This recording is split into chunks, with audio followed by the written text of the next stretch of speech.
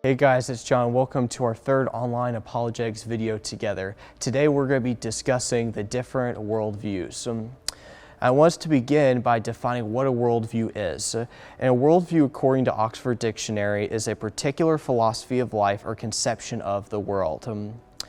And we're going to be exploring the 6 major worldviews today. First, we're going to take a look at atheism slash naturalism. In this worldview, their general beliefs include not believing in the existence of God, only believing in the existence of the natural or physical world. However, there are certain fallacies concerning this worldview, including naturalism cannot explain the existence of human consciousness, and atheism holds a problem as it pertains to explaining the immaterial world. Now let's take a look at agnosticism.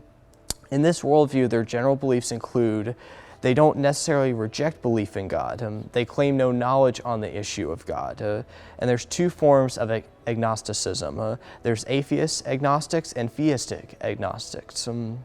Atheist agnostics incline to reject belief in God, but are open to the possibility of God's existence. And theistic agnostics are individuals who are inclined to believe in God's existence. Our third worldview we're going to take a look at is pantheism. In this worldview, their general beliefs include the belief that God's an impersonal force, so God is everywhere. An example of this would be Buddhism, Hinduism, and also Star Wars would be an example of this. If you've ever heard the phrase, "May the Force be with you," it's very common phrase in all the Star Wars movies. Someone will say, "May the Force be with you." And basically what they're saying is, may the impersonal force, that's God, be with you and work in your favor. And I want to focus now on Buddhism. And Buddhism was founded by Siddhartha Gautama, and they believe that the ultimate goal in life is to achieve enlightenment. So salvation is achieved through enlightenment. It doesn't distinguish between the personal God and the physical creation. And in Hinduism, they believe that everyone is divine. The spiritual goal of a Hindu is to become with Brahma, and Brahma is everything. So just like the Force, Brahma is kind of like their force. And now I want us to take a look at our fourth worldview, and that's polytheism. In this worldview, their general beliefs include multiple gods and or goddesses exist. An example of this would be the pagan religions, Greek and Roman mythologies that you learn about in school, especially if you've ever watched the movie Hercules, seen Zeus. All of those would be considered polytheistic religions. And Mormonism, surprisingly, is considered now a polytheistic religion as well. And Mormonism was founded by Joseph Smith. Mormons believe that they are the only true church. And in Mormonism, they contradict, modify, and expand on the Bible. So they start with the Bible, then they start to manipulate it around. And I want you to consider this, as polytheism fails as gods and goddesses are not necessary beings, whereas God is a necessary being.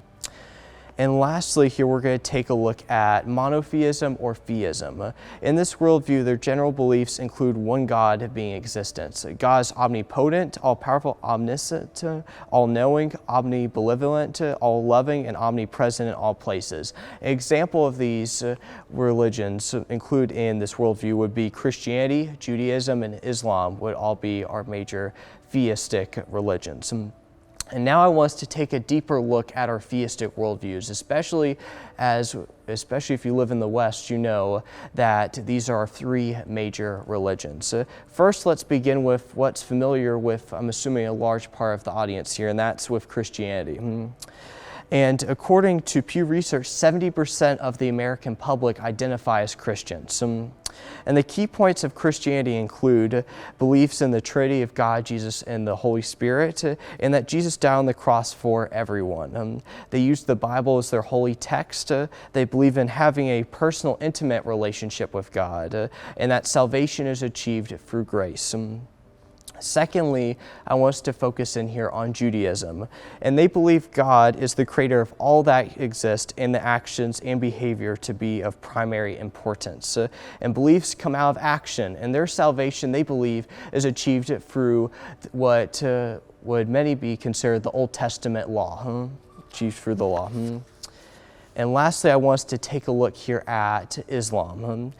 And the key point here about Islam that I want us to focus on here are the 5 pillars of Islam. And that's how they believe you achieve salvation is through the 5 pillars. And those include Shahada, which is sincerely reciting the Muslim profession of faith. Salat, which is performing ritual prayers in the proper way 5 times each day. Zakat, which is paying an alms or charity tax to benefit the poor and the needy. Sawam, which is fasting during the month of Ramadan. And then lastly, Hajjah, which is a pilgrimage to Mecca.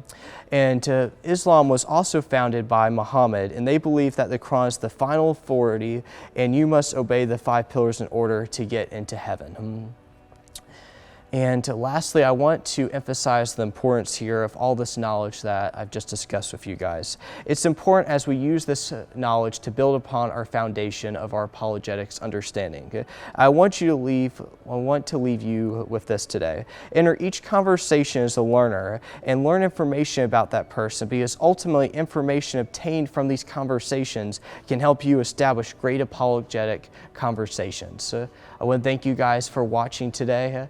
Please take a minute and take a look at our note-taking guide in the description below, and I'll see you guys in the next video.